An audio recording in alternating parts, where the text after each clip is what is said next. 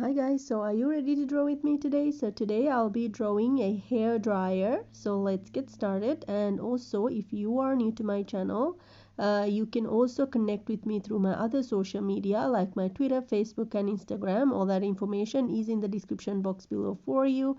And don't forget to hit that subscribe button down below and the bell icon to get a video every Monday, Wednesday and Friday. And you can always request something for me to draw as well by commenting below, or connect with me through my other social media like my Twitter, Facebook and Instagram, like I said before. And so then let's get started. I'll show you how to color it as well, and I really hope you like the colors, and I'll show you at the end how it all looks. So then let's get started.